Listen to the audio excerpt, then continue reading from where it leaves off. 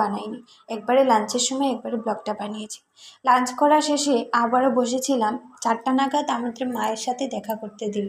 4টার সময় যেহেতু visiting hour ছিল, 1 ঘন্টা মায়ের সাথে কথা বলিনি, শুধু মাকে দেখেই যাচ্ছিলাম।